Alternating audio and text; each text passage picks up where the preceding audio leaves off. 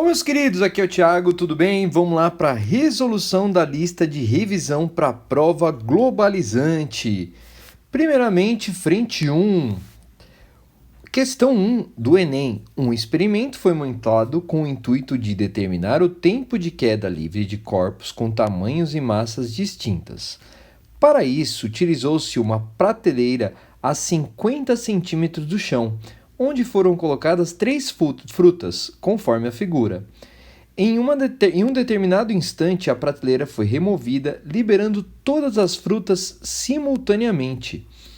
Considere o tempo de queda da melancia como T1, do melão T2 e da maçã como T3, desprezando-se as forças dissipativas.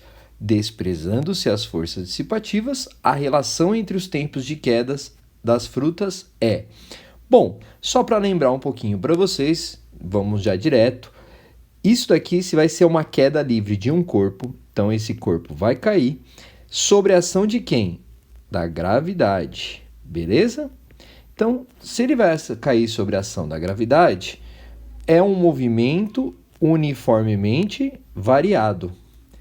S é igual a S0 mais V0 vezes T mais a aceleração sobre 2t², sorvetão. Então, ΔS, quem que vai ser o ΔS? Vai ser a altura que isso aqui vai cair.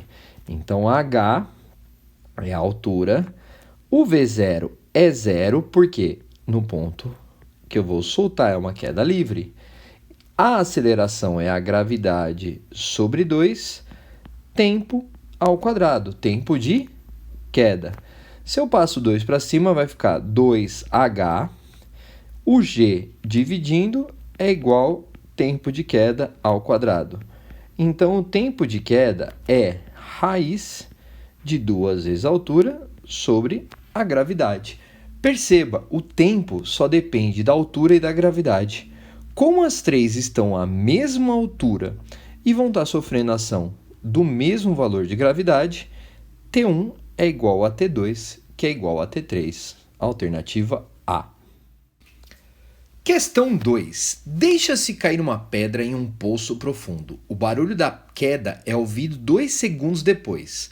Sabendo que a velocidade do som no ar é de 330 metros por segundo e que a aceleração gravitacional na superfície da Terra é 9,8 metros por segundo ao quadrado, e analisando a cinemática dessa situação, atribua V verdadeiro ou F falso às afirmativas a seguir. A pedra cai em queda livre, portanto está em movimento uniformemente acelerado. Bom, então vamos lá. Primeira parte, joguei uma pedrinha aqui.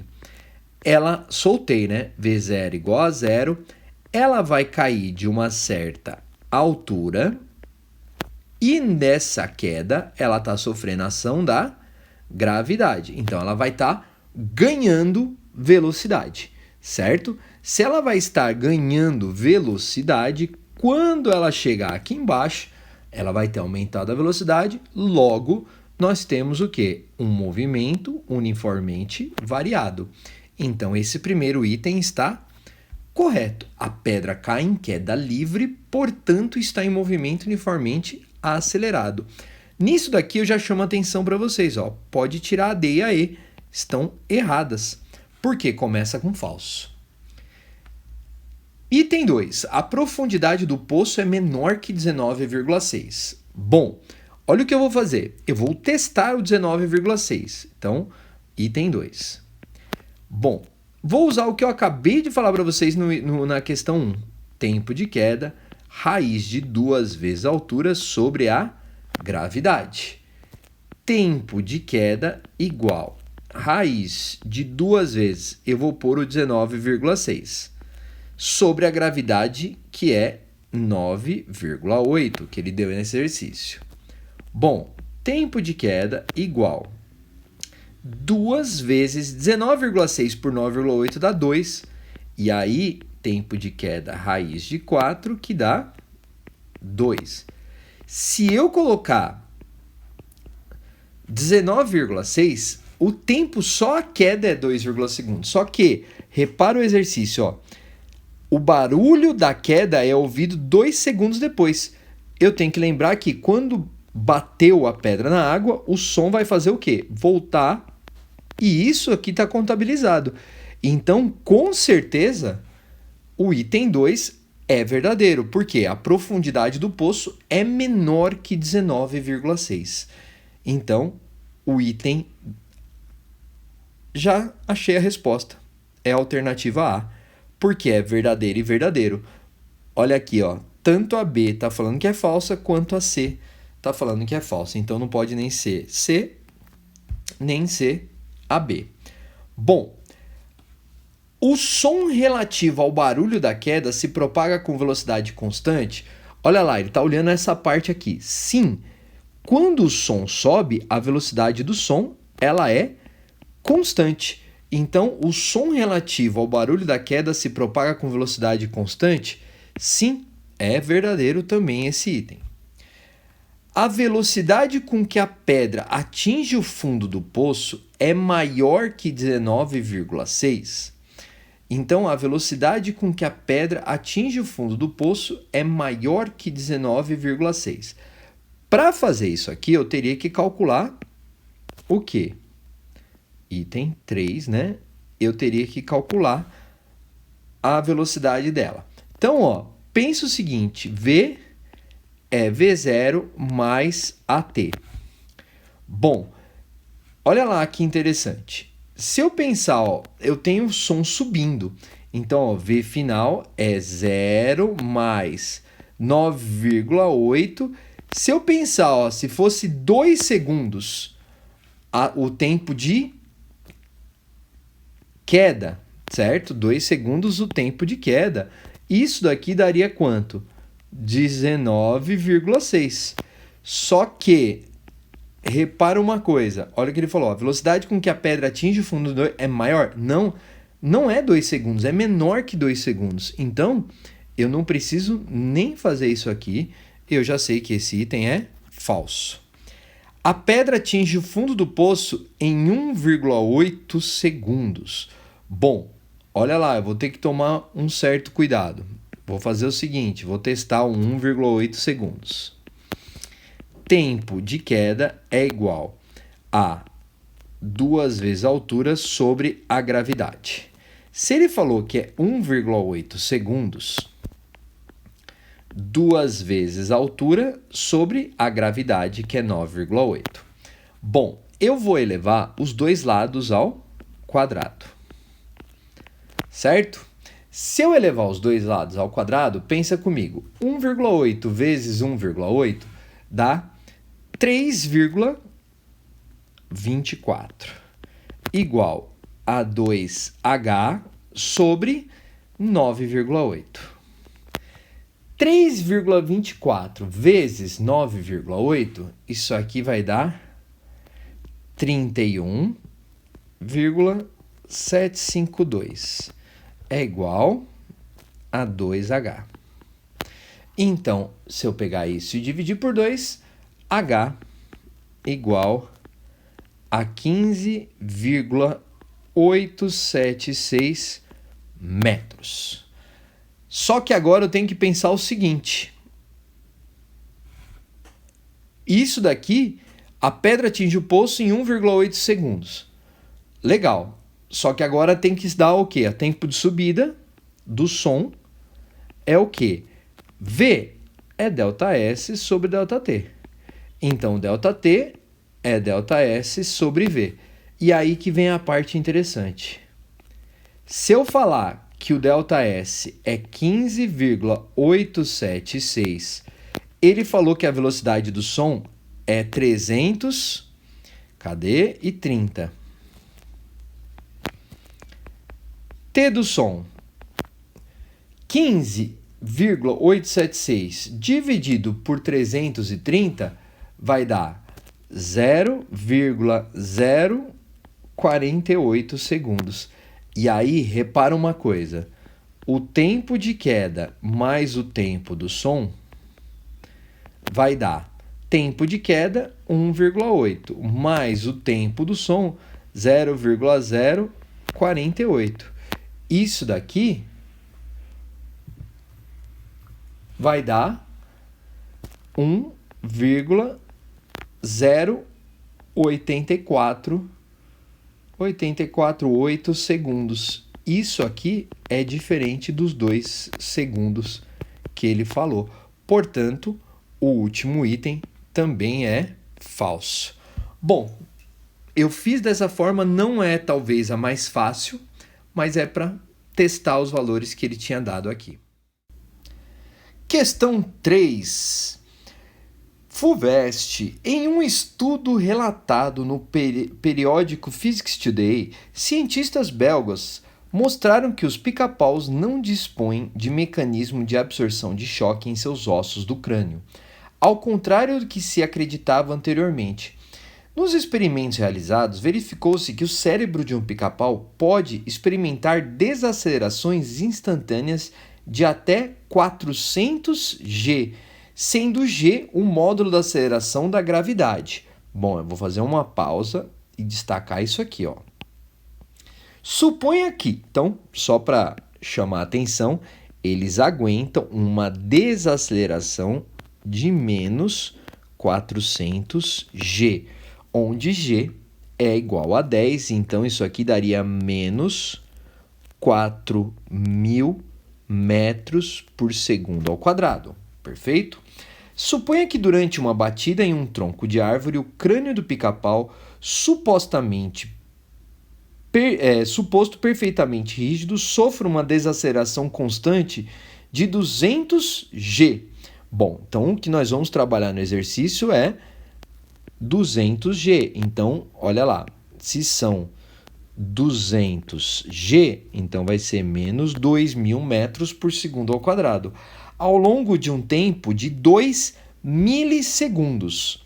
Outra informação importante, 2 milissegundos é 2 milissegundos, que é 2 vezes 10 a menos 3 segundos.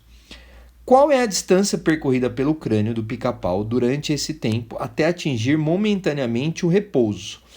Note a DOT, a gravidade é 10, eu já coloquei aqui. Bom, nós temos aceleração e temos tempo. Se eu tenho aceleração, é move. Então vamos lá. Vovoate, Torricelli, sorvetão,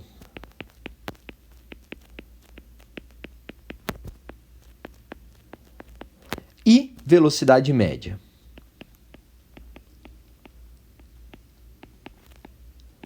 Essas são as 4 fórmulas que eu tenho. Beleza? Essas são as 4 fórmulas que eu tenho.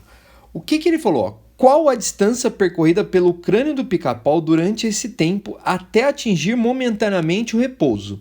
Então, a velocidade final vai ser 0. Bom, o que eu tenho que ficar esperto aqui? Olha lá, eu tenho aceleração e tenho tempo. Então, se você olhar aqui, eu tenho que ter equações que têm aceleração e tem tempo. E eu quero saber justamente a distância. Beleza? Só que eu só tenho 2 incógnitas. E todas as equações eu vou ter o quê? Mais de 2 incógnitas. Então, eu quero achar o ΔS. Então, particularmente, eu vou escolher o quê? Torricelli.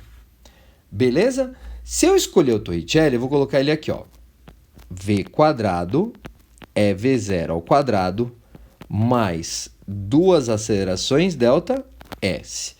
Se eu escolher o Torricelli, V final é 0. Perfeito? O V inicial eu não tenho.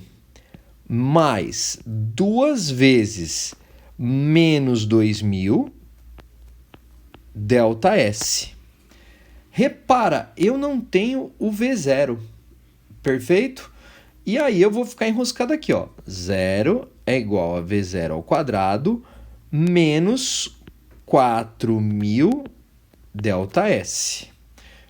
Se eu passar esse termo para cá, vai ficar 4.000 ΔS é igual a V0 ao quadrado.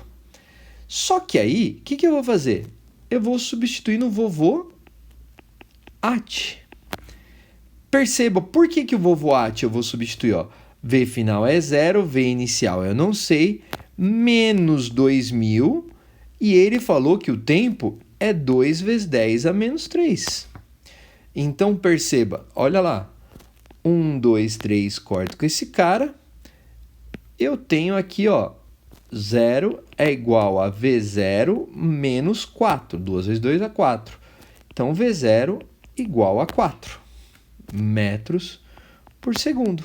Substituo aqui, vou ficar com 4.000, ΔS é igual a 4 ao quadrado.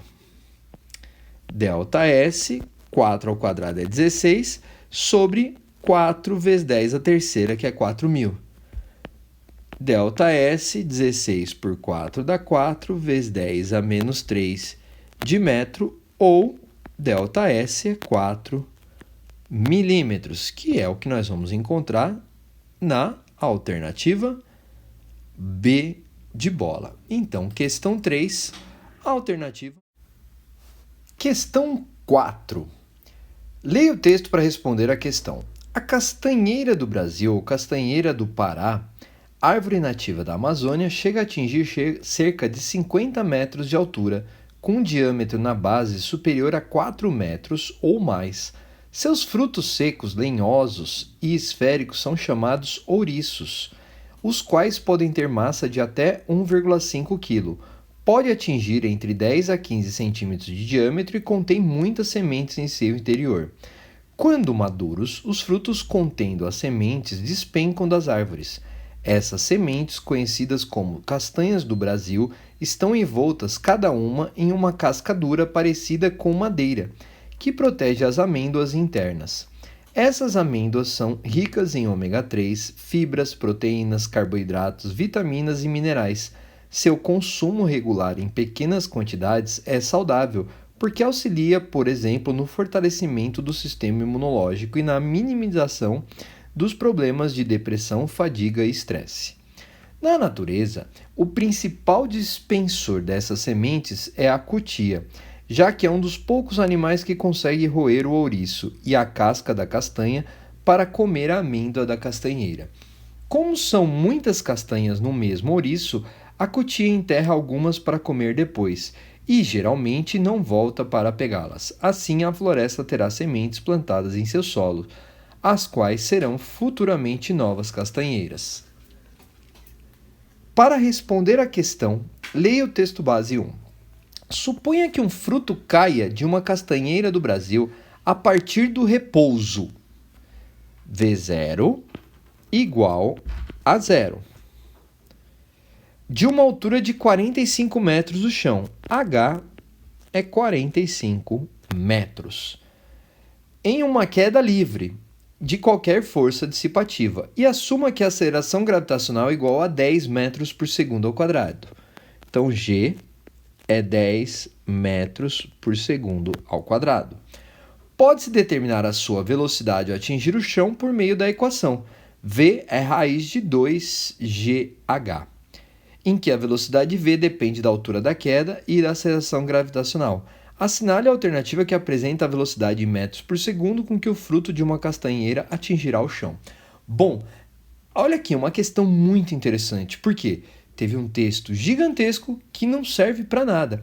E, só para complementar, V quadrado é V0 ao quadrado mais 2GH. Se eu estou falando que V0 é 0, V quadrado é igual a 0, porque esse termo vai zerar, mais 2GH. Então, V quadrado é igual a 2GH. V, se eu tirar a raiz dos dois lados, é o 2GH, que ele deu diretamente para você na equação. Então, V, no enunciado, 2 vezes 10 vezes 45. Então, V é igual a 900, então V igual a 30 metros por segundo, que é o que nós encontramos na alternativa A, 30 metros por segundo. Questão 5. Uma bola é lançada para cima de uma altura de 80 metros do solo com uma velocidade de 13. Quanto tempo a bola levará para atingir a altura máxima? Bom, Vamos lá. Então, primeiro, independente, ó, uma bola é lançada para cima de uma altura de 80 metros do solo. Então, ela vai ser lançada para cima, então vai ter uma velocidade inicial V0. Perfeito? Só que aí vem uma parte interessante. Ele acabou de falar que essa bola está a 80 metros do solo. Legal. E a velocidade inicial é 13 metros por segundo. Quanto tempo em segundos a bola levará para atingir a altura máxima?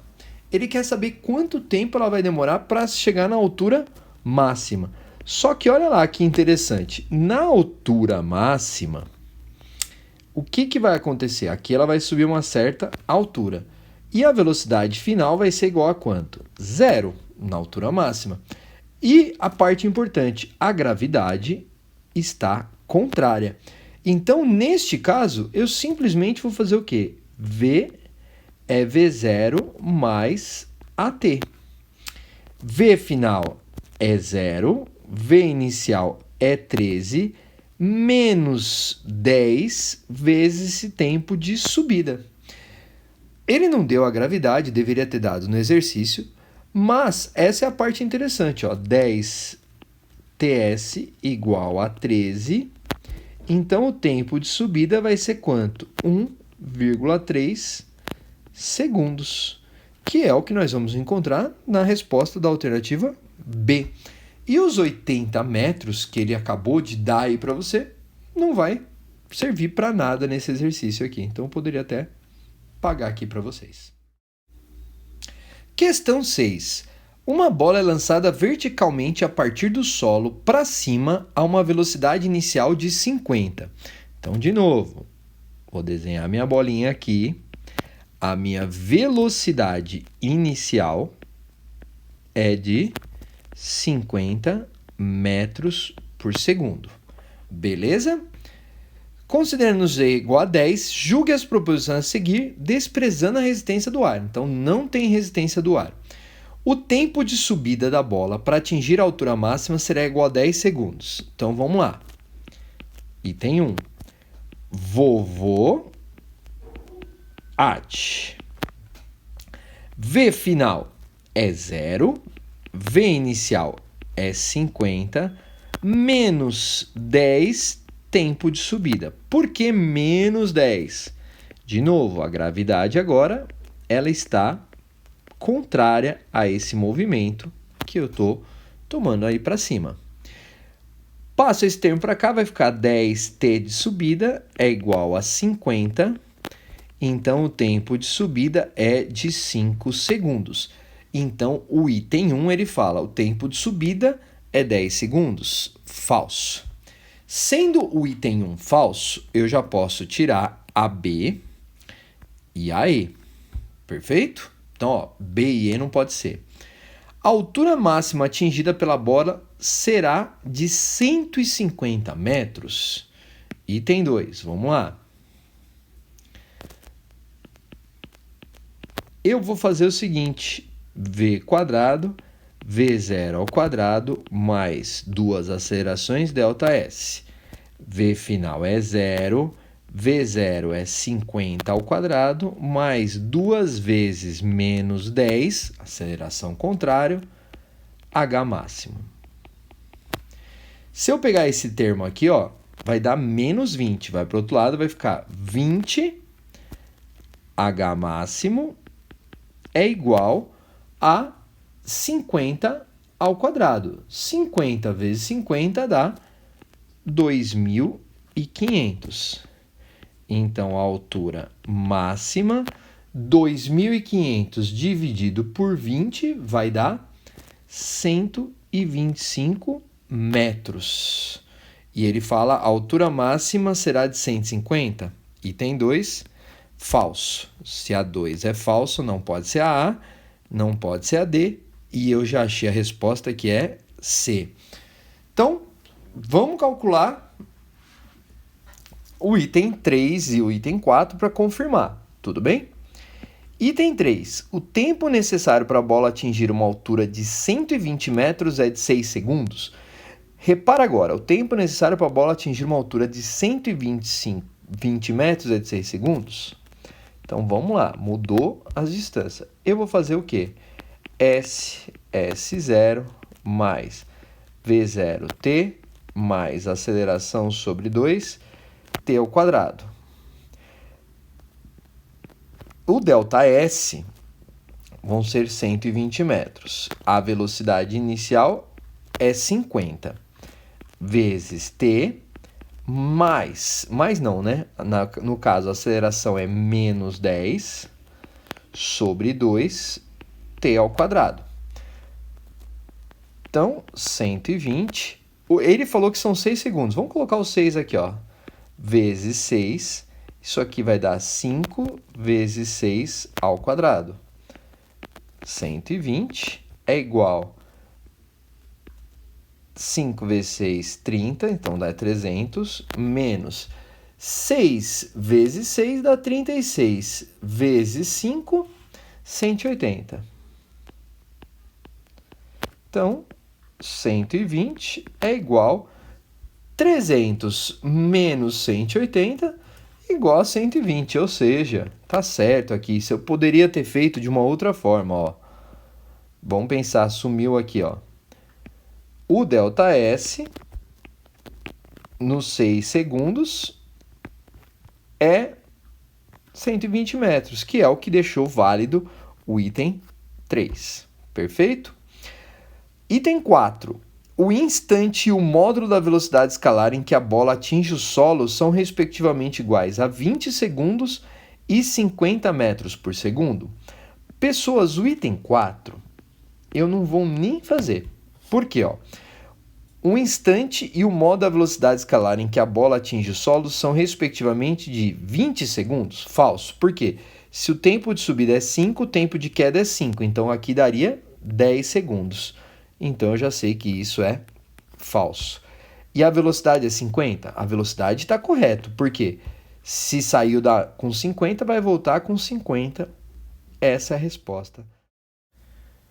Supunha que o italiano Galileu Galilei tivesse de fato subido a Torre de Pisa para demonstrar que duas esferas feitas de materiais diferentes, quando abandonadas do repouso do mesmo instante e de uma mesma altura de 58 metros, atingem juntas o chão e ao mesmo tempo. Considerando que a aceleração da gravidade vale 10, o tempo de queda dessas duas esferas seria de aproximadamente... Bom, vou economizar tempo. Tempo de queda é igual a raiz de 2 vezes a altura sobre a gravidade, como eu já fiz isso em várias questões aí anteriores. Tempo de queda é igual 2 vezes a altura, que é 58, certo? E a gravidade é 10. Perfeito? Então vamos lá. Tempo de queda igual a raiz. 2 vezes 58 dá 116 sobre 10. Então, tempo de queda é raiz de quanto? De 11,6. Tudo bem? Então, vamos lá. Quanto que é a raiz de 11,6? Tempo de queda. O que eu vou olhar aqui? Bom, se eu for direto, é 3,4 segundos. Por que 3,4 segundos? 11,6. Se você pensar, ó, raiz de... Oh, meu Deus. Raiz de 9 é igual a 3. Perfeito? 9, 10, 11, 12, 13, 14, 15, 16. Raiz de 16 é igual a 4. 11,6 ele está mais ou menos aqui, certo?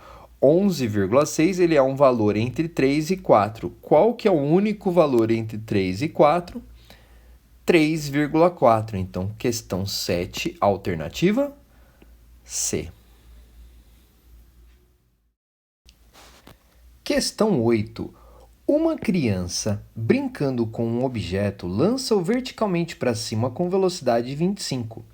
Considerando o movimento como lançamento vertical e desprezando a resistência do ar, podemos afirmar que após 2 segundos de movimento, o objeto apresenta uma velocidade em módulo de metros por segundo de, considere g igual a 10.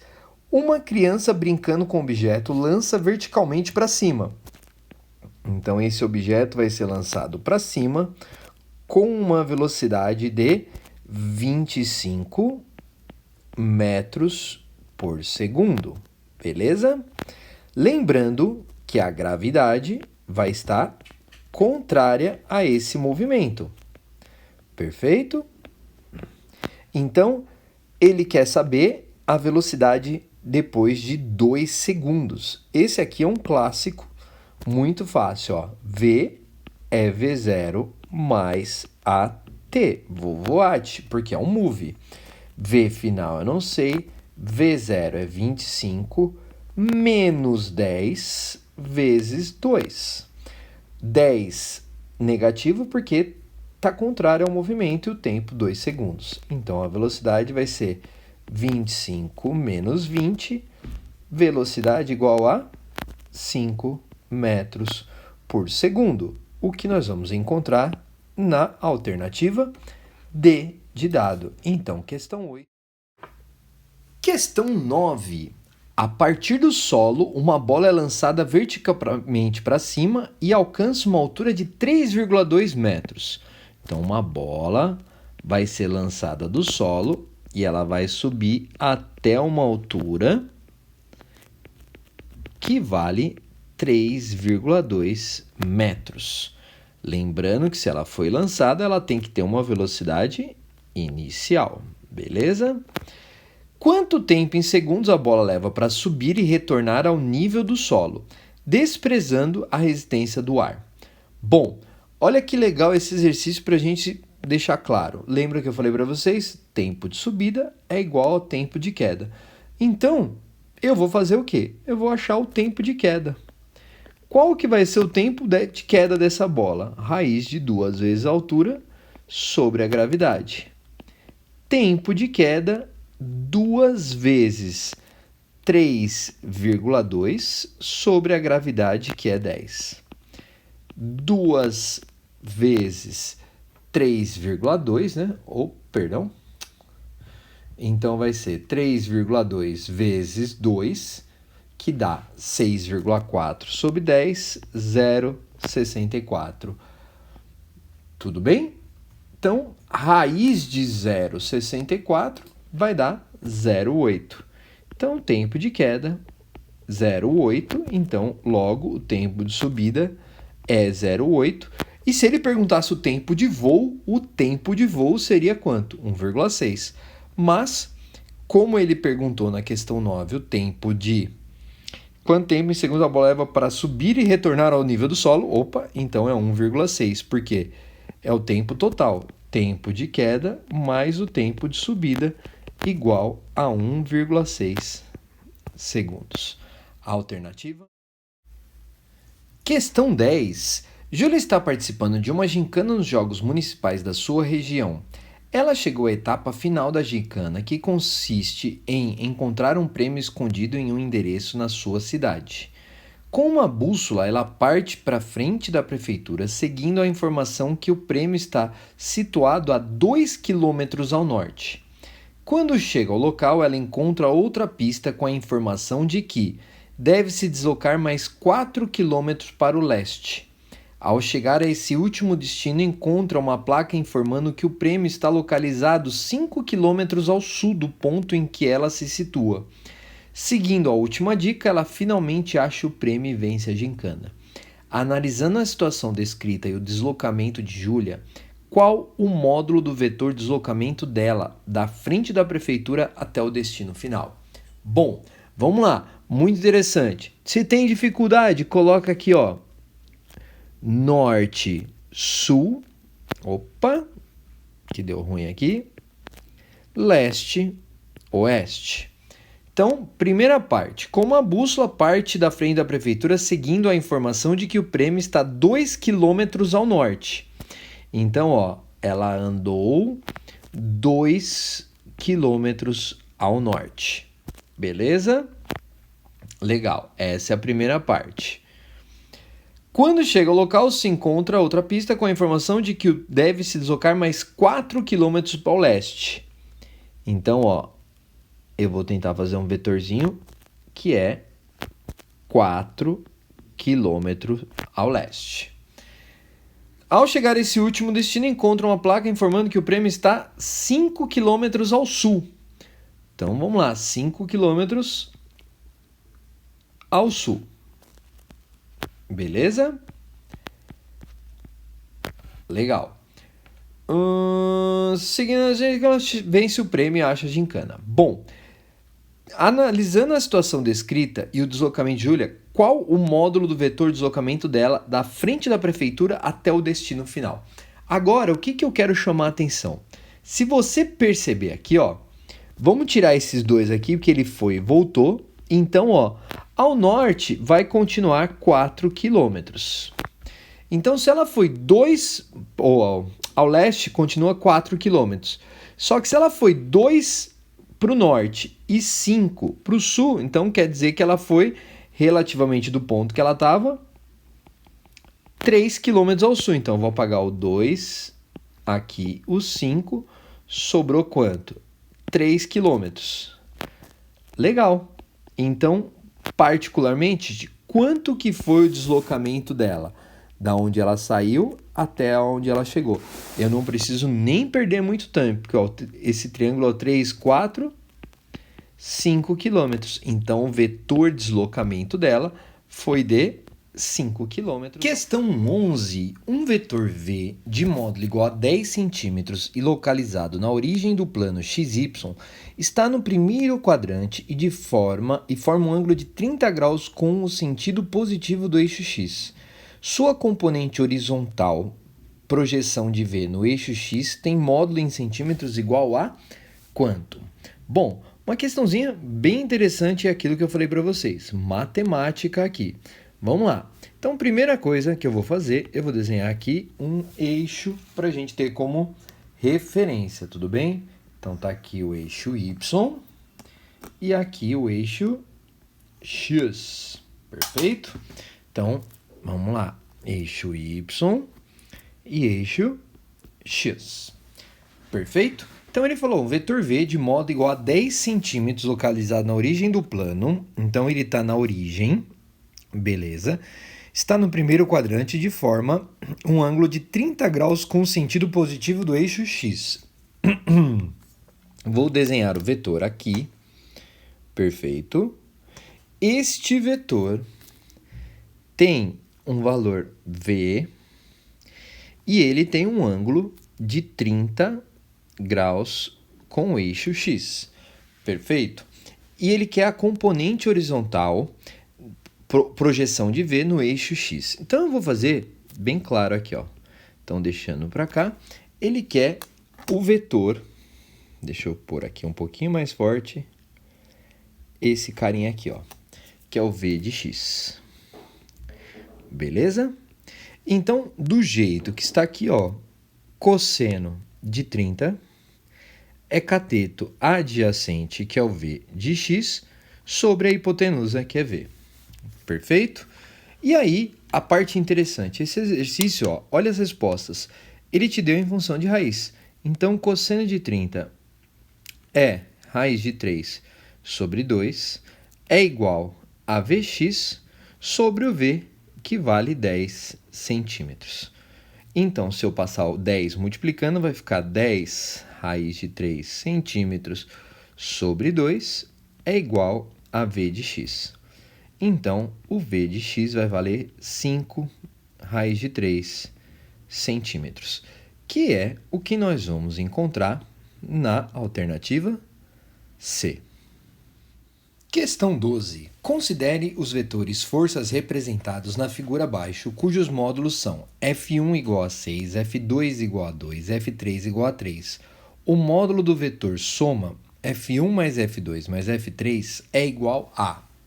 Bom, aqui a gente tem que tomar um certo cuidado. Por que a gente tem que tomar um certo cuidado?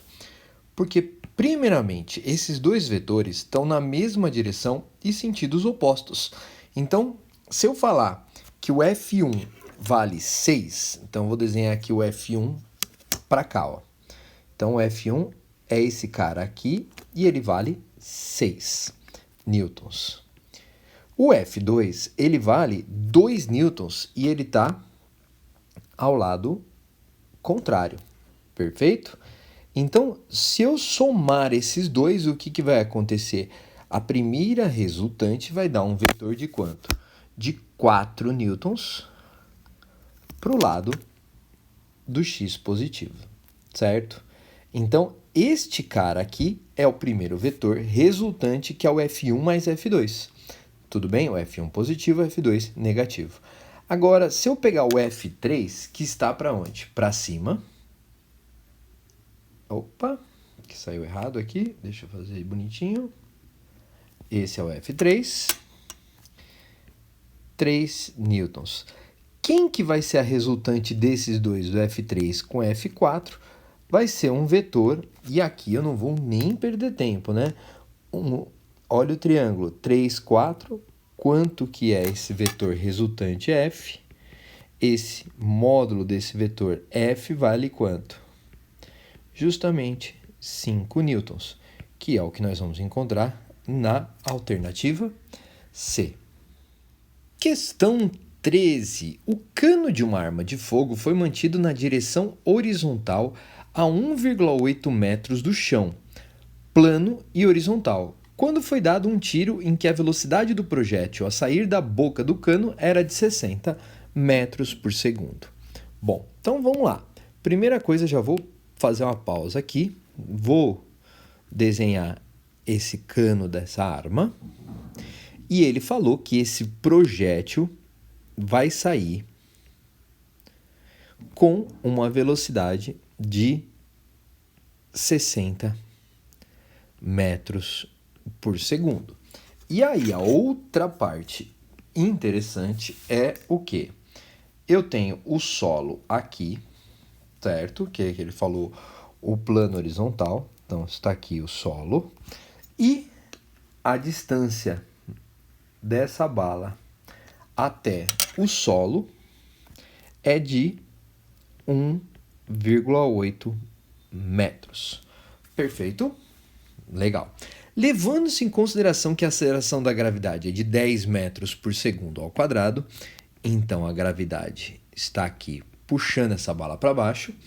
A que distância aproximada em que o projétil atingiu o chão em relação à boca do cano? Bom, esse aqui é o clássico do clássico. Galerinha, primeira coisa, ó, essa bala vai sair e ela vai cair até o solo. Então, primeira coisa, eu vou olhar o eixo Y. Se eu pensar no eixo Y, eu vou ter um movimento uniformemente variado. E aí, a parte interessante, a bala não tem nenhuma velocidade no eixo Y, certo? A velocidade no eixo Y é 0. Perfeito? Porque ela saiu do cano e ela vai começar a cair. Então, olha o que eu vou fazer. Eu vou achar o tempo de queda e eu vou achar de forma direta, ó. 2 vezes a altura sobre a gravidade. Então, ó, o tempo de queda é igual raiz de 2 vezes 1,8 metros, né? Que é o que ele deu. E a gravidade ele falou que vale 10. Então, vamos lá. Tempo de queda igual. Eu vou direto, ó. 2 vezes 1,8 dá 3,6. Se eu dividir isso por 10, dá 0,36.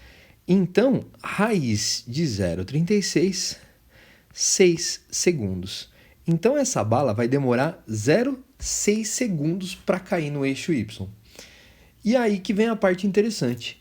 Quando eu olhar o eixo X, eu vou ter um movimento uniforme, porque ela saiu com a velocidade de 60. Então, V no eixo X é a distância que eu quero, ΔS, né? Vou pôr ΔS para não ficar ruim, sobre ΔT.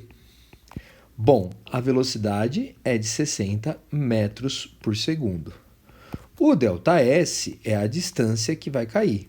o tempo 0,6 segundos. Segundo com segundo cortou, isso daqui vai dar 36 metros, que é o que nós vamos encontrar na alternativa B de bola. Questão 14. A sibipirona é uma árvore que produz frutos em formato de vagem, como os na imagem. Quando maduro, esses frutos estouram, lançando suas sementes para longe da árvore. Em um local onde G igual a 10 metros por segundo ao quadrado, a 50 metros de distância do tronco vertical de uma sibipiruna, e no mesmo plano horizontal encontra-se um biólogo. Ele escuta o rompimento de um dos frutos e logo em seguida vê uma semente atingir o solo bem ao lado do seu pé.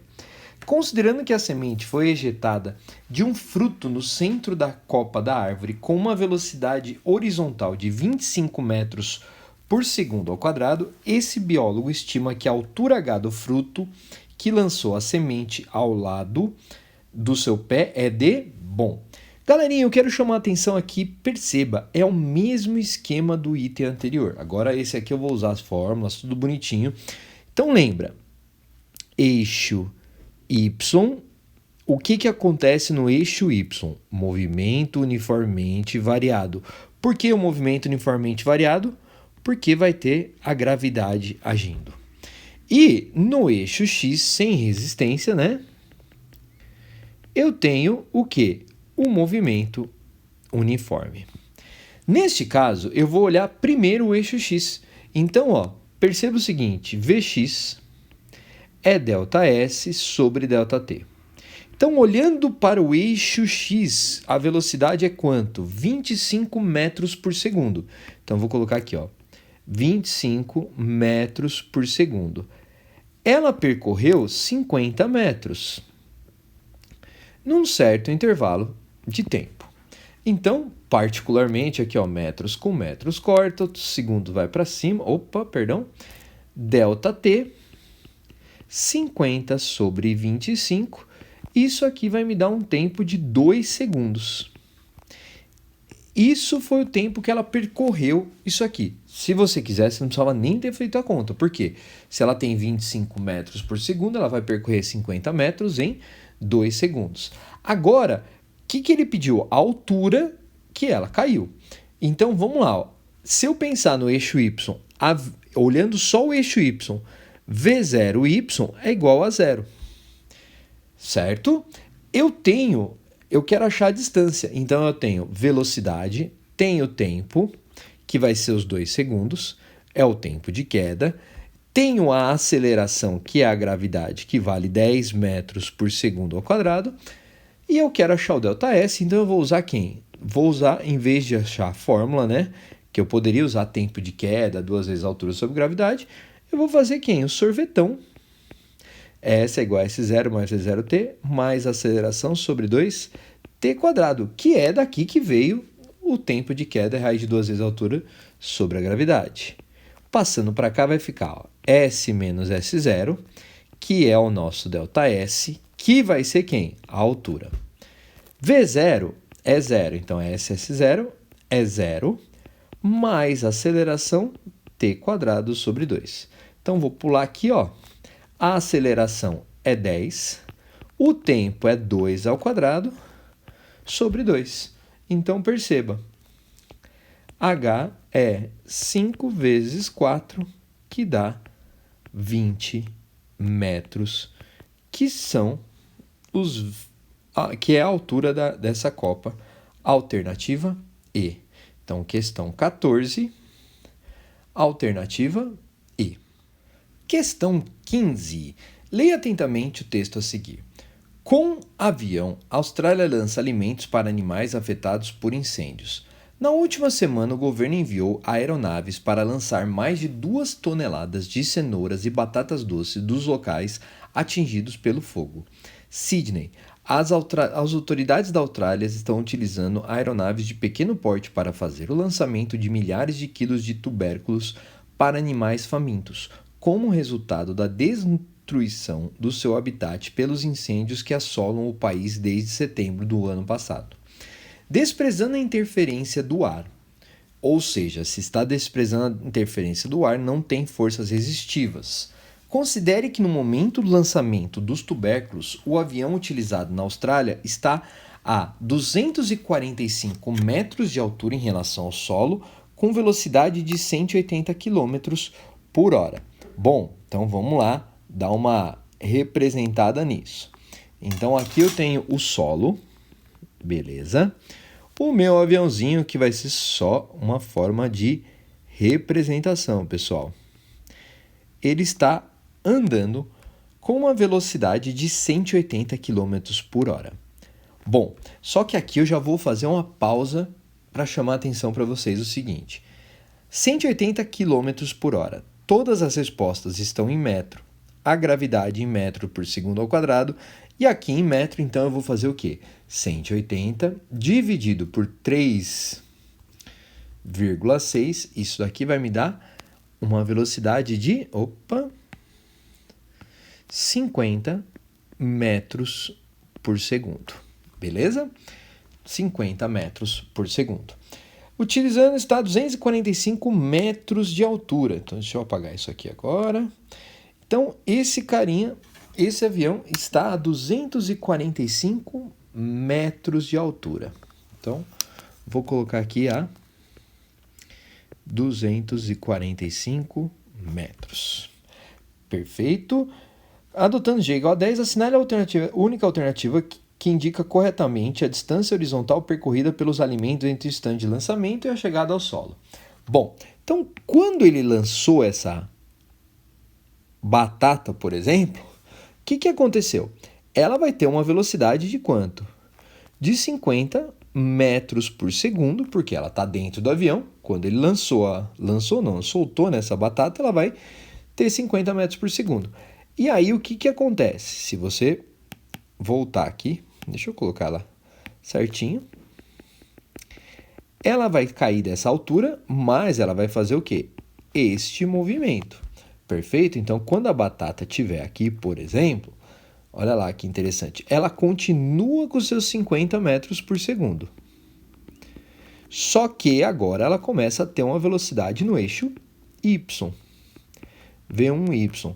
E eu sei que o V0Y é igual a 0. Então, é o mesmo que o anterior aqui. Então, de novo, vou ser um pouquinho mais rápido. Eixo Y, tempo de queda, raiz de 2 vezes a altura sobre a gravidade. Tempo de queda igual. Raiz de 2 vezes a altura é 245 sobre 10. Então, ó, tempo de queda, 245 vezes 2, 490 por 10, isso aí dá 49, raiz de 49, 7 segundos. Então, ela demora 7 segundos. Só que ele pediu o quê? Ele pediu a distância, quer ver, ó? Cadê? A distância horizontal percorrida. A distância horizontal percorrida é isso aqui, ó. Essa é a distância horizontal. E aí eu vou olhar para quem? Para o eixo X, que é um movimento uniforme. Vx é ΔS sobre ΔT. A velocidade são 50 metros por segundo. A distância horizontal, o tempo vai ser 7 segundos. 5 vezes 7, 35. Então, 50 vezes 7, 350 metros, que é o que encontra-se na alternativa C. Questão 16. UEL 2025. A figura a seguir representa o recorte de um solenoide, que é um dispositivo utilizado em equipamentos e dispositivos elétricos e mecânicos. Para sua montagem de forma simplificada, um fio condutor é enrolado em forma de hélice em um tubo de PVC, formando um conjunto de espiras de mesmo eixo e espaçadas uniformemente. Quando uma corrente atravessa o fio, é gerado um campo magnético no interior do solenoide. Com base na figura e nos conhecimentos sobre eletricidade e magnetismo, Considere que o solenoide completo da figura possua 1000 espiras por metro e é percorrido por uma corrente elétrica de 4 amperes. Calcule a intensidade do vetor indução magnética no interior do solenoide. Bom, então estamos começando aqui a frente 2, né? Só para lembrar um pouquinho, né, a intensidade do campo magnético, como que eu determino ela num solenoide? B, que é o que? O módulo vetor campo magnético, ele depende de número de espiras, o μ0, que é a permeabilidade magnética, que está aqui, ó. Depende da corrente elétrica, certo? Que está aqui, que vale 4 amperes, e é inversamente proporcional, ao comprimento, certo? Do solenoide. Só que eu tenho que tomar um certo cuidado, por quê? Repara nisso aqui, ó. O solenoide completo da figura possui 1000 espiras por metro. Então, ele está me dizendo que o vetor campo vai ser N sobre L, μ vezes I. Por quê? Ele falou que são 1000 espiras por 1 metro. Tudo bem? A permeabilidade magnética, ele deu que vale 4π vezes 10 a menos 7 Tesla metro por ampere. E a corrente elétrica, 4 amperes. Aqui uma parte importante. Por que eu coloquei as unidades? Para você não ter dúvida. Ó. Metro com metro cortou, ampere por ampere cortou, sobrou apenas o Tesla. Então, o B vai ser igual. Campo magnético, 1000 é 10 a terceira. 4π vezes 4 dá 16. Π vezes 10 a menos 7 Tesla. Logo, o campo vai ser 16π vezes 10 a menos 4 Tesla, que é o que nós vamos encontrar como resposta na alternativa A. Questão 17, FUVEST 2024. Considere os textos a seguir sobre o campo magnético terrestre essencial para a manutenção da vida no planeta. O campo magnético é o resultado do movimento do ferro líquido que envolve o núcleo interno do planeta, formado de ferro sólido. Ao girar a uma velocidade maior que aquele da superfície, o ferro líquido produz um campo magnético com dois polos magnéticos opostos, próximos aos polos norte e sul geográfico. O campo magnético do planeta, porém, não é estável e vem enfraquecendo continuamente desde pelo menos 1832, quando o físico e matemático alemão Carl Friedrich Gauss aferiu pela primeira vez sua intensidade. De lá para cá, medições mais frequentes e precisas confirmam que a intensidade diminui a taxa de 17 nanoteslas por ano. O campo tem 66.000 nanotesla nos polos e 22.000 nanoteslas sobre uma faixa do hemisfério sul que vai da África à América do Sul. Bom, tá aqui o mapinha que nós vamos precisar. Com base no texto e na figura apresentado e nos seus conhecimentos, é correto afirmar que a variação da intensidade do campo magnético terrestre ao longo da linha do Equador é menor que 10 a menos 6 Tesla. Bom, então, a priori isso aí está errada, né? Por quê? Linha do Equador está aqui. Eu vou até fazer uma referência aqui para a gente, certo? Esta é a linha do Equador. Vou fazer em preto aqui para ficar de destaque aqui para vocês. Então, essa daqui. Então, ao longo da linha do Equador, encontramos um azul escuro, certo? Que está aqui mais ou menos, ó. O azul escuro representa 20.000 nanotesla, perfeito? E a verde tá mais ou menos aqui, tem uma área verde, ó, tudo bem?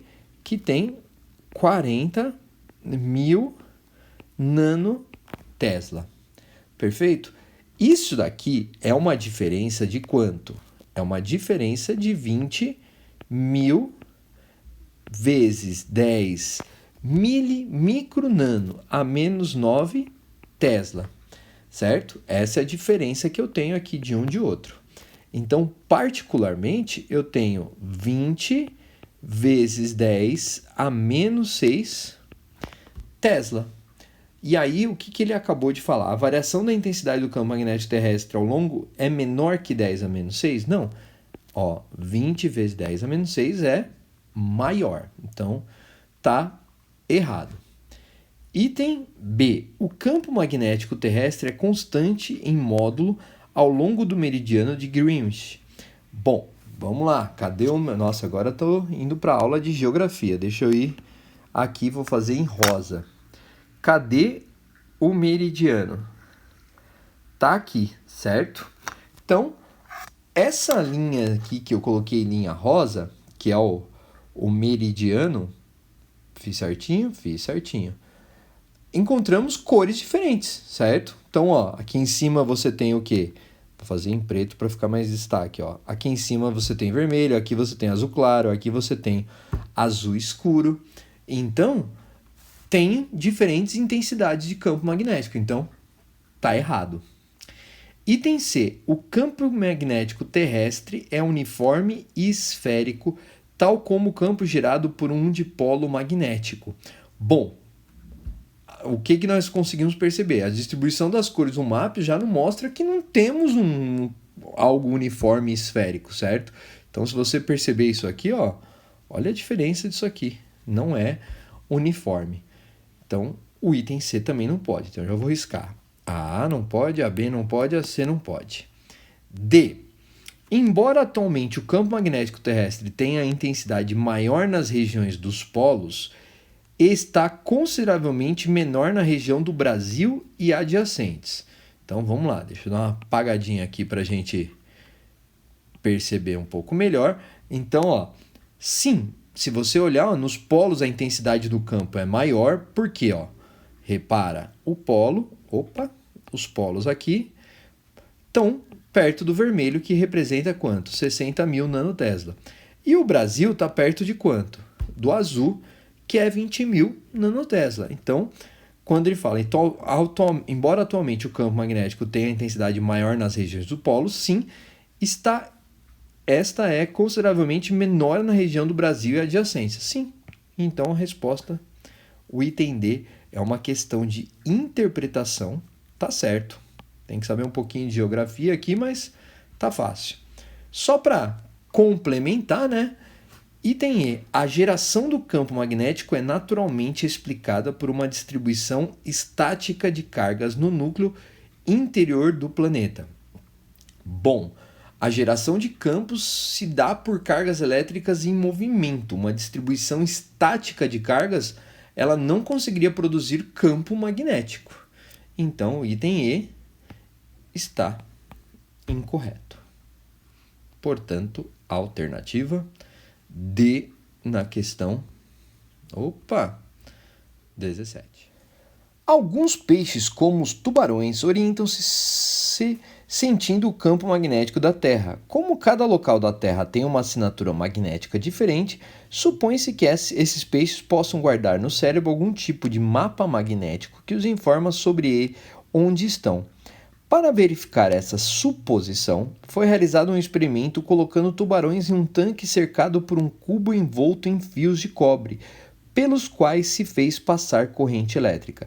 Essa corrente modificou o campo magnético da região, desorientando os tubarões.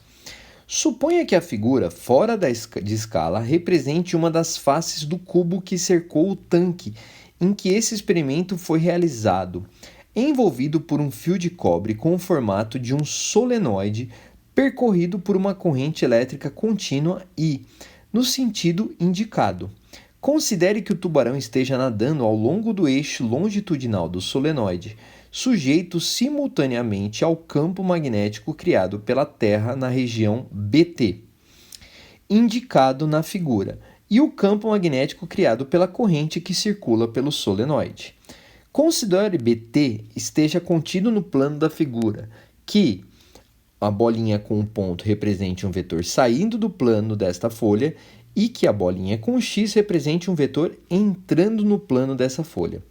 A representação do campo magnético sentido pelo tubarão, devido aos efeitos simultâneos do campo magnético terrestre e da corrente que circula pelo solenoide, é quanto? Bom, então vamos lá, vamos ter que fazer aqui. Bom, eu vou fazer uma parte bem simples para vocês entenderem. Se você perceber, ó, eu tenho o cano aqui. Eu vou desenhar esse cano aqui. Perfeito. Para tentar explicar um pouquinho melhor para vocês. Bom, este aqui é o cano. Se você perceber, eu vou fazer até um pouquinho mais grossa aqui a espira. Vou fazer a espira em preto, perfeito? Então, ó, a espira está entrando pelo desenho, ela entra por trás, perfeito, e faz assim. Beleza? Então, ó, essa é a minha espira. Perfeito? Tá aqui. A corrente elétrica está entrando por aqui. Bom, se você perceber agora, vou tentar meus dots de desenho agora vão ficar, talvez não fique tão claro para vocês, mas vamos lá tentar. Regra da mão direita. Então eu vou abraçar isso daqui, ó. Então se você perceber, ó, tá aqui a manga da minha mão, certo? Da minha blusa. Então tá aqui a minha mão, ó. Ela tá em volta. Eu vou ter o polegar apontando para cá, certo? Regra da mão direita. E os meus outros dedos vão estar como? Em volta aqui, ó. Esses são os meus dedos. Vai ficar faltando um aqui, ó. Bom, não sei se ficou claro para vocês entenderem. Vou até apagar aqui uma parte, ó. Aqui está a minha mão, então essa daqui vai sumir, porque minha mão vai estar aqui cobrindo isso aqui. Perfeito? Já vou fazer bonitinho para vocês perceberem. Então, ó, minha mão está aqui, ó. Regra da mão direita. Então, particularmente, ficou bem feia a minha mão, mas acho que dá para vocês entenderem aqui. Regra da mão direita. Então, os meus dedos estão circundando, então, particularmente o vetor, deixa eu fazer o vetor, vai estar para cá. Então, esse vai ser o campo magnético do solenoide, beleza? Então, esse aqui é a direção do campo magnético produzido pelo solenoide. Se você perceber que o do solenoide está para cá, regra da mão direita, e o da Terra está BT para cima, qual que vai ser o campo resultante? O campo resultante vai estar para cá. Esse vai ser o B resultante, que é o que nós vamos encontrar na alternativa B de bola. Questão 19. A ressonância magnética é um equipamento utilizado na medicina para fazer imagens não invasivas. A obtenção da imagem é a partir do hidrogênio que se encontra amplamente distribuído nos tecidos biológicos e por suas características em responder a campos magnéticos externos, como se fosse um pequeno ímã. Esse campo magnético é produzido por um tubo que, no seu interior, possui um enrolamento de fios colocados em um dispositivo isolado, formando um solenoide em cujo centro o paciente é colocado. Para um exame de tórax, o campo magnético necessário é 1,5 Tesla, produzido por uma corrente elétrica de 20 amperes. Qual é o número de espiras por centímetro desse tubo para a realização desse exame? Considere a permeabilidade μ 1,25 vezes 10 a menos 6. Então, vamos lá, novamente, já falei da equaçãozinha ali em cima, vamos direto. B é igual a N vezes μI sobre L. Só que aqui nós vamos ter que tomar um certo cuidado. Por quê? ele quer para um exame de Toll, o campo magnético necessário é tal, tal, produzindo uma corrente. Qual o número de espiras por centímetro? Então, meu conselho é, coloque as unidades. 1,5 Tesla é o campo. Número de espiras por centímetro é N por L. O Mi é quanto? 1,25 vezes 10 a menos 6 Tesla metro ampere. Perfeito? Vezes a corrente, que é de quanto? De 20 amperes. Ok? Corto o Tesla com Tesla, corto o ampere com ampere, sobrou o quê? Vamos lá. 1,5 igual N sobre L, 1,25 vezes 20. Isso aí vai dar 25 vezes 10 a menos 6 metros, certo?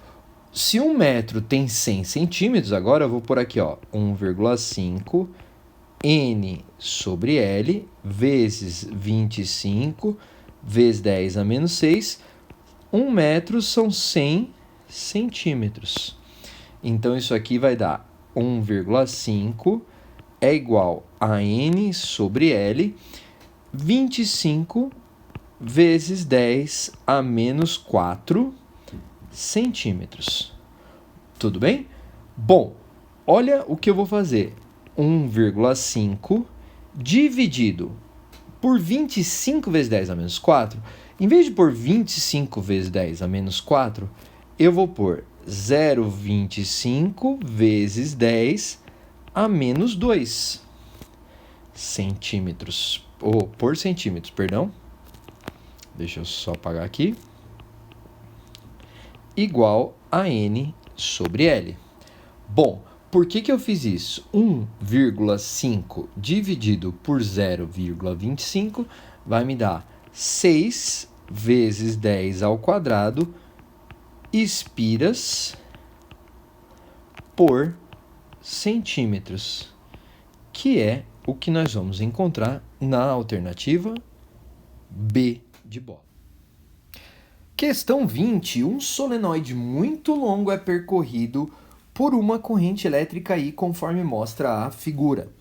Em um determinado instante, uma partícula de carga Q positiva desloca-se com velocidade instantânea V perpendicular ao eixo do solenoide, na presença de um campo elétrico na direção do eixo do solenoide.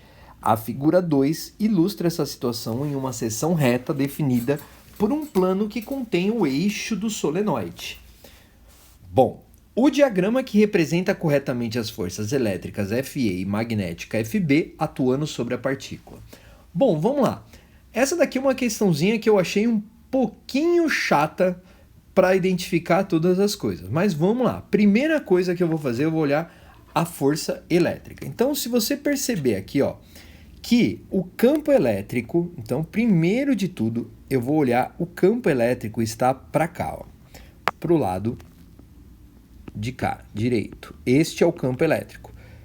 Bom, só para lembrar vocês, se o campo elétrico está nesse sentido, então quer dizer que o positivo está aqui e o negativo está aqui.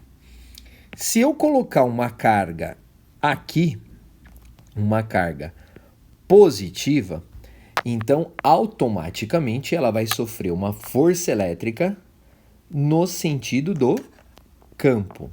Então essa vai ser a força elétrica. Então a força elétrica vai estar para a direita, tudo bem? E aí eu já consigo olhar aqui, pode ser a A, pode ser a B, não pode ser a C, pode ser a D e não pode ser a E. Perfeito? Então eu já posso tirar a E e a C. Ficamos entre A, B e D. Bom, agora eu vou para o lado magnético. Então, particularmente, se você pensar igual eu fiz no item anterior, então, só que agora eu vou tentar ser um pouquinho mais simples para vocês entenderem. Vou fazer a regra da mão direita. Lembra aquilo de abraçar o fio? Então, eu vou fazer um pouquinho menor aqui, ó. O solenoide. tá aqui. Perfeito. Se você olhar pelo desenho aqui, ó, o fio passa por aqui, ó, tá vendo? Então, ó, eu vou... Opa! O fio vem, passa por aqui. Perfeito. Então, ó, tô fazendo forçadamente. Ó, ele vem por aqui, passa por aqui. Então, e a corrente elétrica está vindo por aqui. Essa é a corrente elétrica. Então, novamente, se você perceber, eu vou tentar desenhar da melhor forma possível, mas eu sei que não vai ficar bom. Então, você vai ter o polegar para cá, ó. Então, eu vou desenhar o polegar para cá. Perfeito. Oh, meu Deus. E aí, os dedos, olha lá. Eles vão estar abraçando esse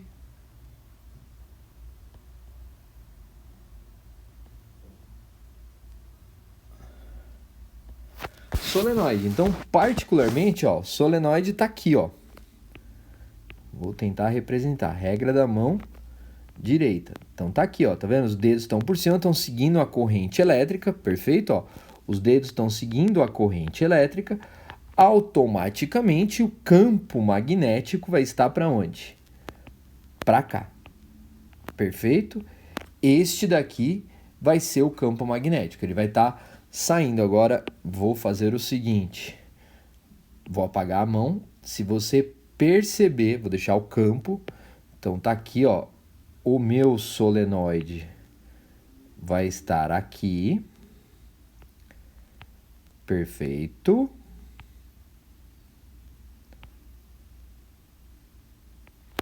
A corrente elétrica está passando aqui. Então, o campo produzido por esse solenoide vai estar para cá. Beleza? E aí, eu vou ter que resgatar o quê? A outra parte. Vou mais uma mãozinha aí para vocês. Regra da mão, no caso, eu faço a regra da mão esquerda. Então, vamos lá, ó. O polegar farei, o indicador, um bom vestibular. Perfeito.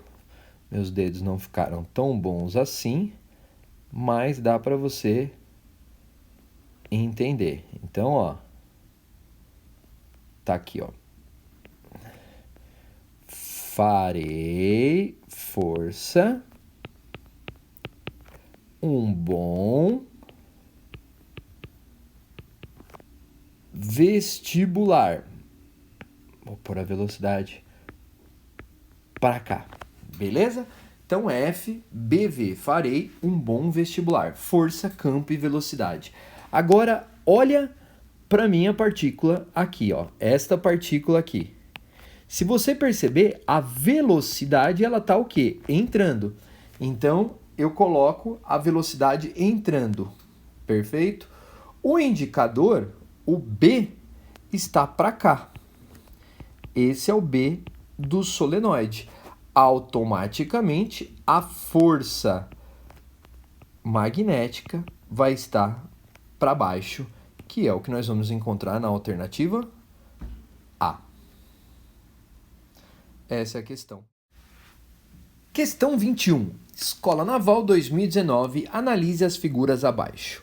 Cada uma das figuras acima mostra uma bobina de 200 espiras e um ímã cujos polos estão alinhados com o eixo central da bobina. Sendo assim, assinale a opção correta.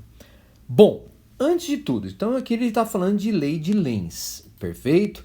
Então, lembra da lei de Lenz, que é a corrente induzida. O sentido de qualquer efeito da indução é tal que se opõe à causa que produz esse efeito, certo?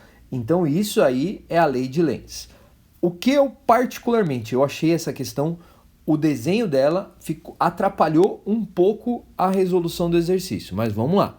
Eu vou desenhar essa bobina, vou tentar desenhar em 3D para vocês entenderem, que ficaria muito melhor. Então, ó, tá aqui. Então, particularmente, eu vou fazer uma única espira, certo? uma única espira, para vocês entenderem. Então, o que quer dizer isso aqui? Ó? Então, vamos desenhar aqui uma barrinha aqui. Esse daqui, eu vou fazer a figura 1, que é o ímã, o norte, certo? E a barrinha sul. Perfeito? Lembrando o seguinte, então vou fazer deixa eu fazer uma bem pequenininho aqui para tá. Então o ímã, as linhas saem do norte e vão para o sul, certo? Saem do norte e vão para o sul. Então o ímã, o que está acontecendo? Eu estou aumentando o ímã, essas linhas entrando. Então particularmente, ó, se você pegar, eu estou pegando isso aqui, ó, estou começando, as linhas estão saindo do norte, ó, então elas estão aproximando as linhas que estão nessa espira. O que a espira vai fazer? Ela vai criar a contrária. O que é a azul clara? A contrária. Então, particularmente, se você perceber, até ficou ruim aqui, eu vou tentar fazer de uma outra forma para vocês verem. Tá saindo daqui, ficou estranho isso aqui. Pera aí, vou tirar essas daqui. Então, ó, essas estão aqui entrando. Deixa eu fazer, vou fazer de uma outra forma aqui, vou fazer só em 2D. Então, ó, bem de ladinho aqui, ó. Então, se eu estou aumentando essas linhas do campo que estão entrando, ela vai criar uma saindo. Então, ó, esse é o que é o induzido. E aí, se está saindo pela regra da mão direita, você vai ver que a corrente elétrica estaria girando neste sentido aqui. Perfeito?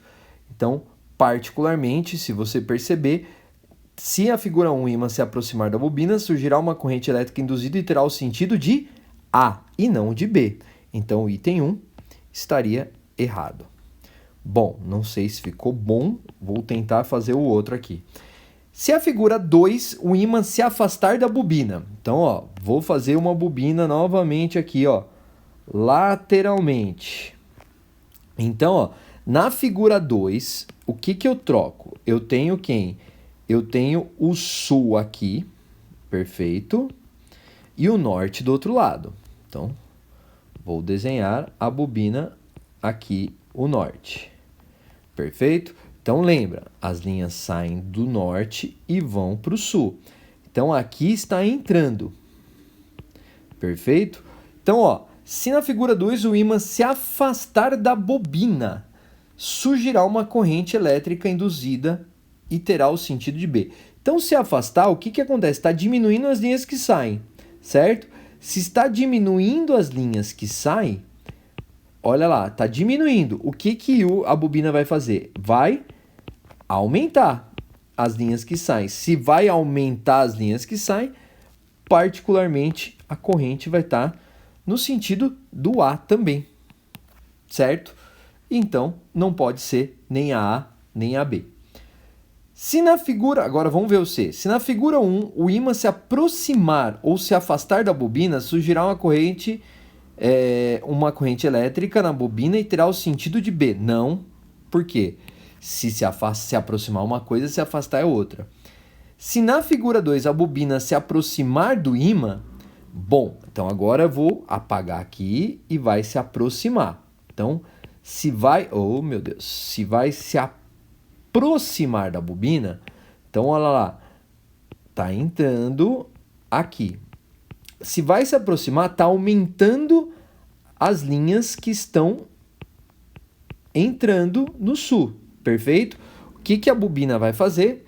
Ela vai criar o contrário, saindo pela regra de mão direita, o polegar apontando, a corrente vai estar girando neste sentido, que no caso seria o sentido de B, logo a alternativa D é a correta.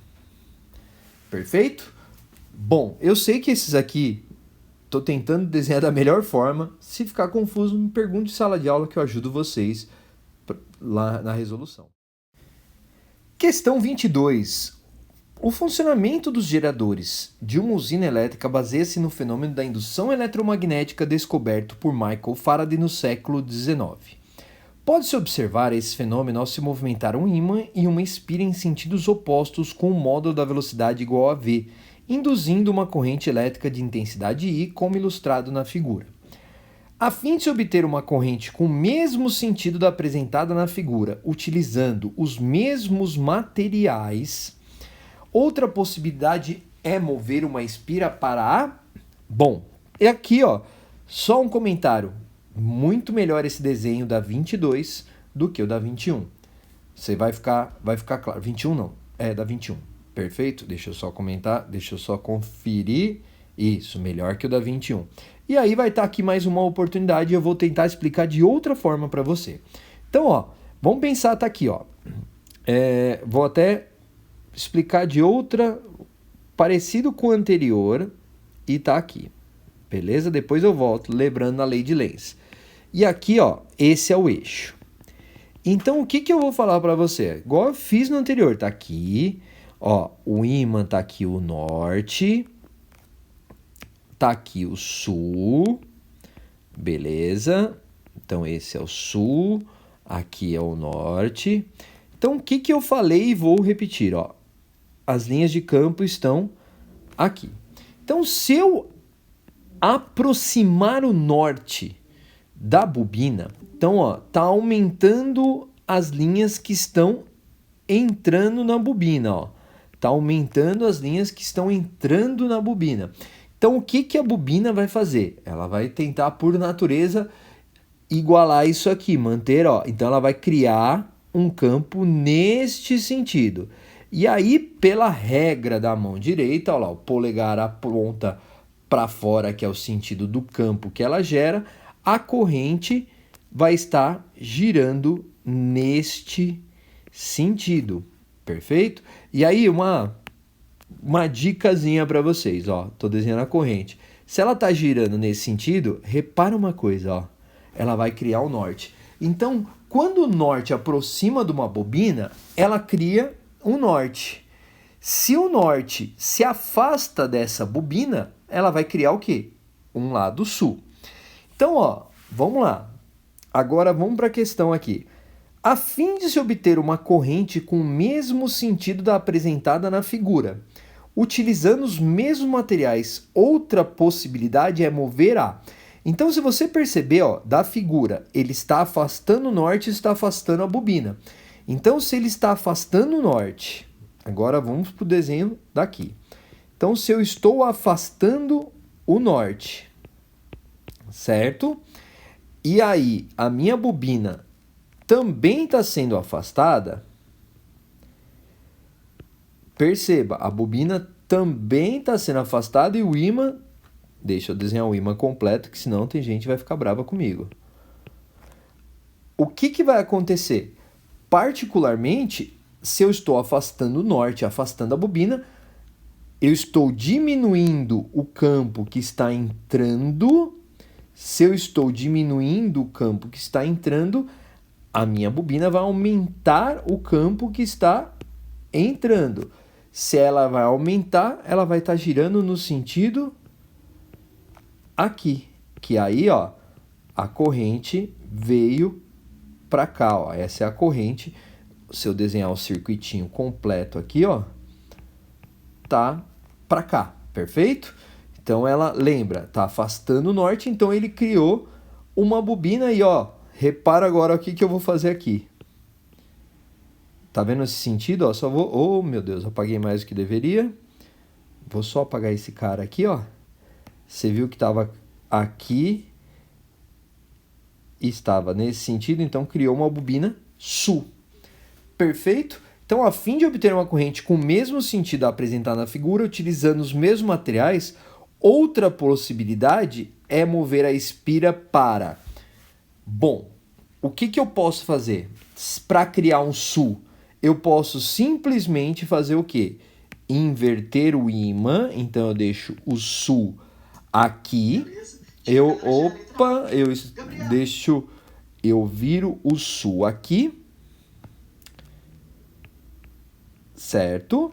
E faço com que esse ímã vá para a direita, certo? E a espira vai criar o quê? A polaridade sul. Por quê? Particularmente, ó, vou desenhar a espira aqui, o eixo central aqui. Se eu aproximar o sul, por natureza, ela vai fazer o quê? O oposto. E aí ela vai criar de novo o quê? Uma corrente no sentido do sul, ou seja, a corrente vai ter o mesmo sentido. E aí nós temos como resposta o item A. Esquerda e o ímã para a direita com polaridade invertida, porque a bobina aproximando do ímã e o ímã aproximando da bobina, alternativa. Questão 23. Um fio condutor é percorrido por uma corrente I, como mostra a figura. Próximo ao condutor existe um ponto P, também representado na figura A. Opção que melhor representa o vetor campo magnético no ponto P é... Bom, uma questãozinha bem tranquila aqui para a gente ver, e essa até que fica um pouco melhor. Pensa o seguinte, galerinha, eu tenho o fio aqui. Deixa eu desenhar esse fio para vocês. Então, vamos lá para entender bem. Depois eu faço... Tá aqui. Então, tá aqui o fio. Quando eu falo da regra da mão direita, então, particularmente, o que acontece? O fio tá aqui, a corrente elétrica está subindo. O I tá aqui. Então, olha lá, vou desenhar de novo a mão direita. Então, aqui, ó, minha mão, vocês sabem que não é tão boa assim, mas... Então, tá aqui o polegar. E se você perceber, o que eu vou fazer? Eu vou envolver a minha mão nesse fio aqui, ó. Então, ó, tá aqui o indicador. Olha lá, particularmente está aqui a minha mão direita. Deixa eu apagar agora aqui para ficar um pouco melhor para vocês entenderem. Então, olha lá, regra da mão direita. Então, o que está acontecendo aqui? O campo magnético gerado por isso estaria o quê? Rodeando isso aqui, ó, no sentido dos dedos, está aqui. Então, no caso que está aqui do desenho, perceba, ó, o fio está aqui. Então, esse é o fio. A corrente elétrica está saindo do plano de papel, do papel. Então, o que vai acontecer? O campo magnético vai estar o quê? Girando aqui, ó, sentido dos dedos. No ponto P, que é esse ponto que está aqui, o campo magnético vai ter o vetor campo magnético, vai estar para esse sentido. Ah, e se ele tivesse aqui, ó? Então, o vetor aqui está para cá, o vetor está para cá. Então, cada ponto. No ponto P, o vetor está representado na letra A. Beleza? Então, questão 20. Questão 24, FUVEST. As figuras representam arranjos de fios longos, retilíneos, paralelos e percorridos por correntes elétricas de mesma intensidade. Os fios estão orientados perpendicularmente ao plano desta página e dispostos segundo os vértices de um quadrado. A única diferença entre os arranjos está no sentido das correntes, e os fios são percorridos por correntes que entram e que saem do plano da página. O campo magnético total é nulo no centro do quadrado apenas em...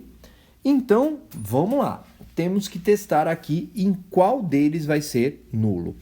Particularmente, o que eu vou fazer aqui? Eu deveria ter até feito, mas eu vou fazer com cada um deles.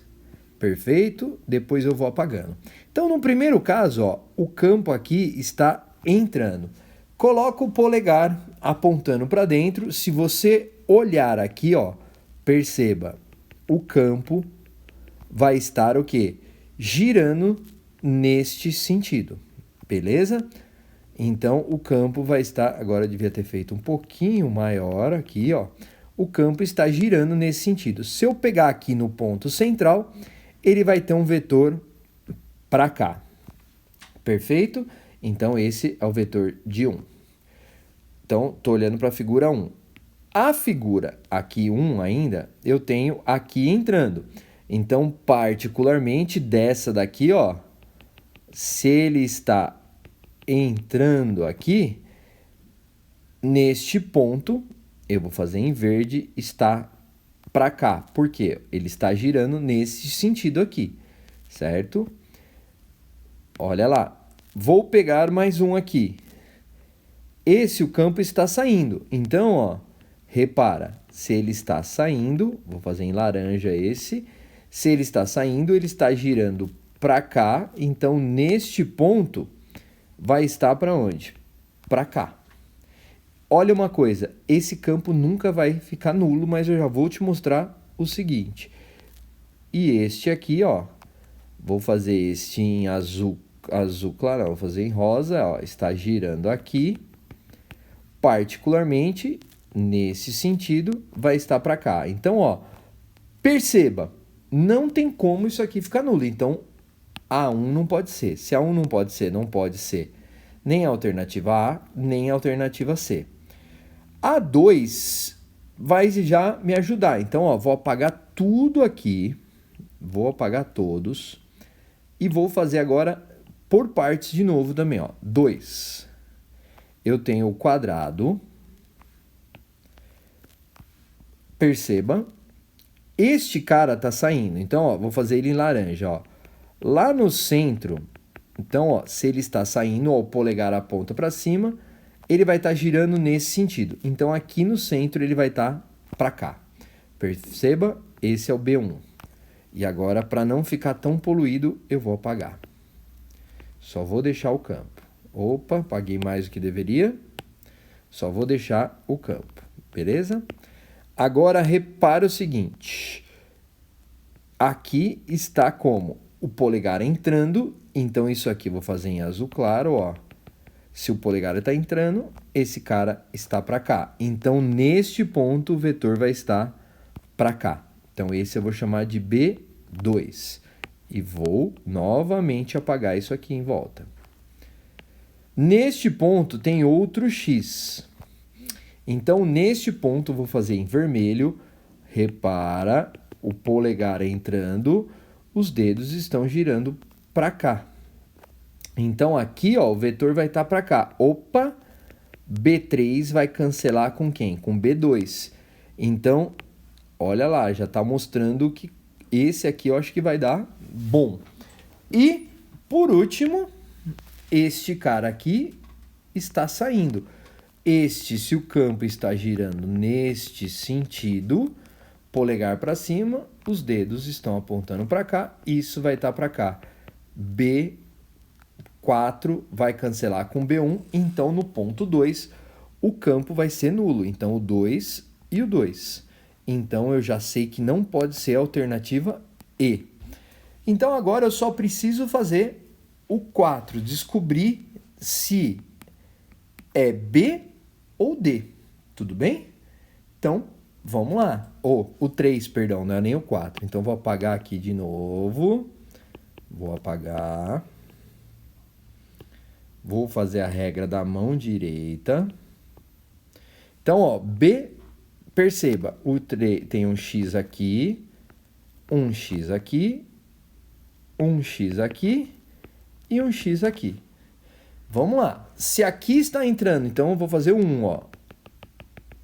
Isso aqui, ó, o polegar entrando, os dedos estão apontando para cá, girando para cá. Então, neste ponto, o vetor B1 vai estar para cá. Vou fazer em azul claro. Entrando, então isso aqui vai estar girando para cá.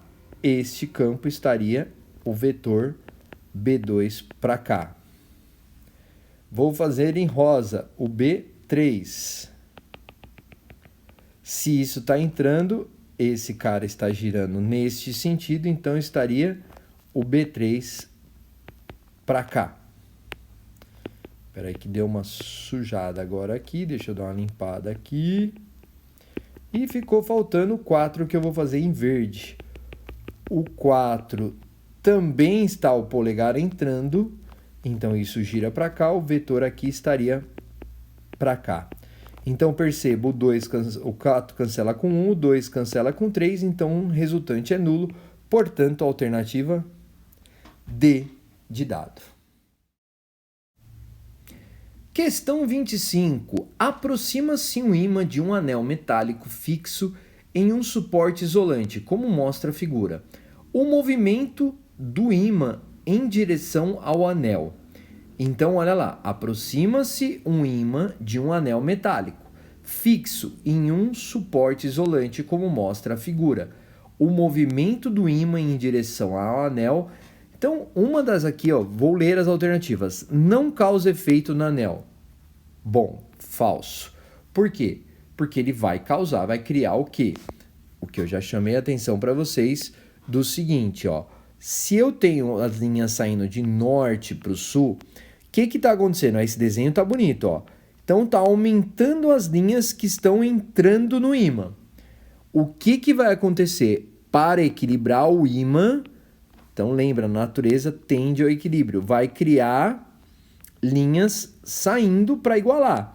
Se as linhas estão saindo, ele vai gerar uma corrente elétrica neste sentido aqui, girando. Perceba agora o seguinte, se elas estão girando, vai formar um norte, certo? No ímã. Então, se está aproximando, se eu aproximo o norte, vai gerar na bobina um norte. Então, o que acontece? Produz corrente alternada no anel? Não, vai estar num sentido único. Faz com que o polo sul do ímã vire um polo norte? Não, o ímã continua com o mesmo polo norte. Produz corrente elétrica no anel, causando uma força de atração entre o anel e o ímã? Falso. O ímã vai ficar norte, a bobina vai ficar norte, né? No anel vai ficar norte, e vai ter uma repulsão para atender o que? O equilíbrio. Então, a alternativa E, produz corrente elétrica no anel, sim, causando uma força de repulsão entre o anel e o ímã. Por quê? Porque o anel vai virar um polo norte. Questão 26, Unesp. O freio eletromagnético é um dispositivo no qual interações eletromagnéticas provocam uma redução de velocidade num corpo em movimento, sem a necessidade da atuação de forças de atrito.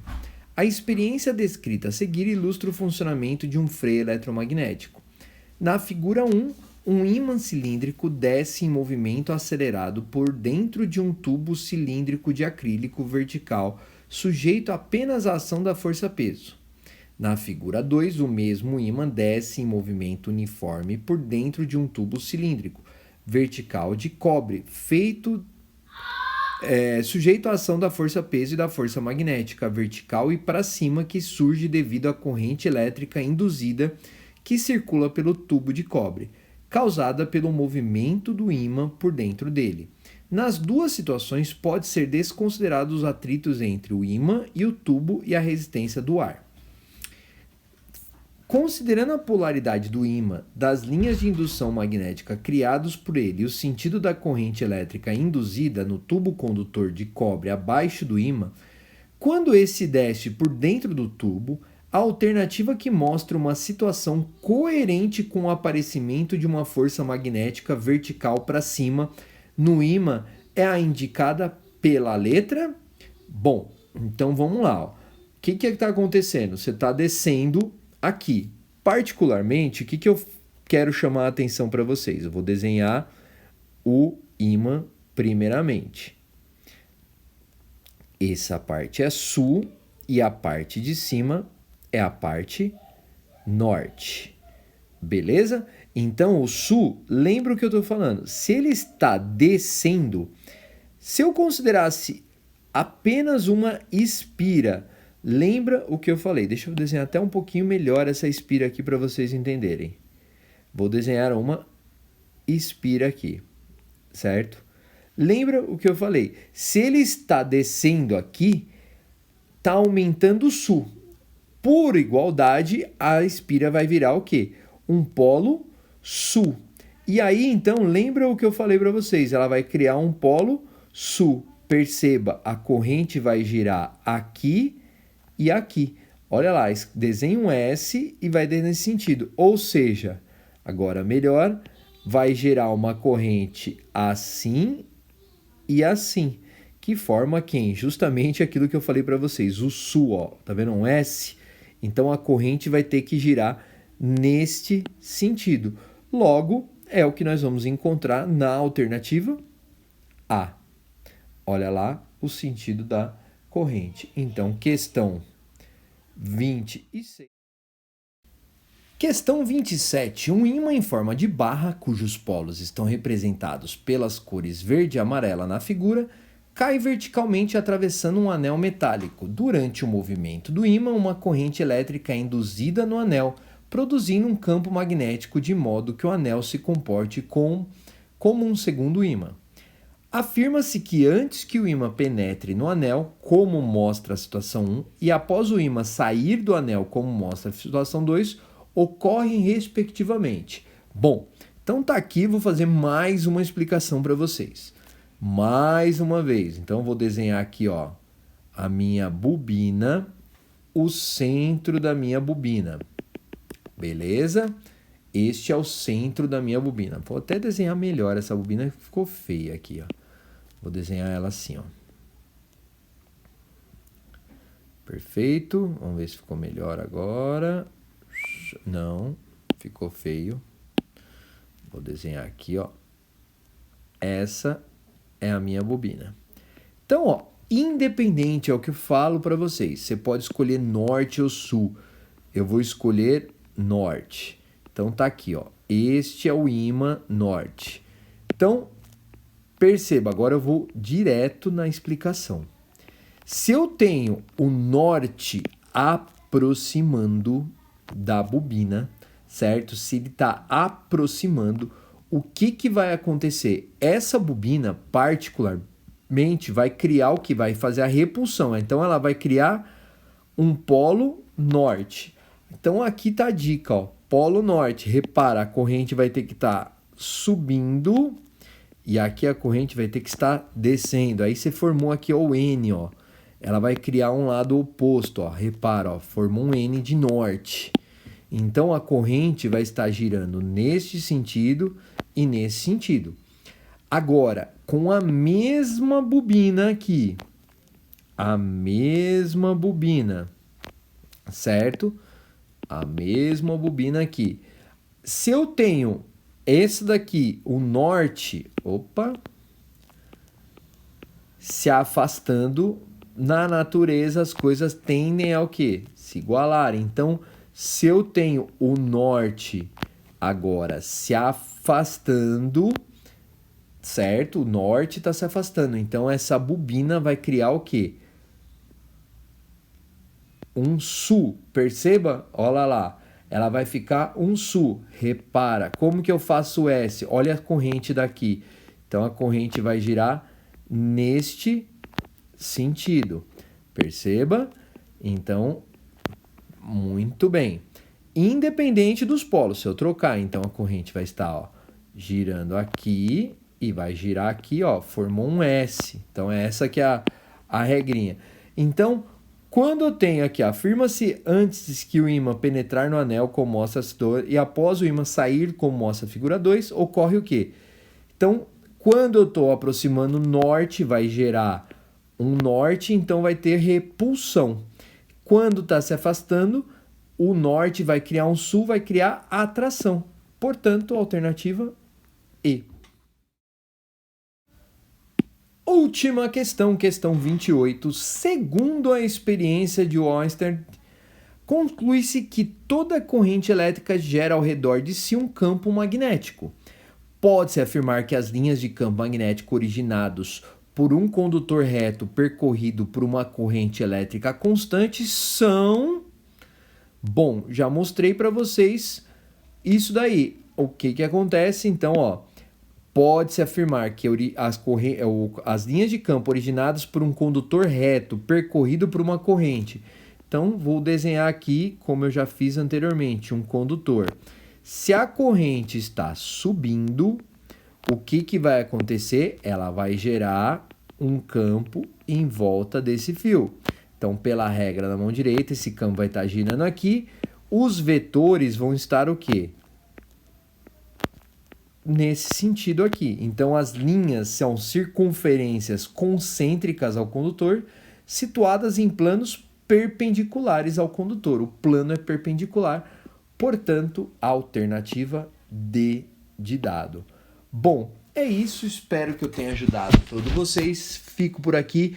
Qualquer dúvida é só me procurar o Tiãozinho.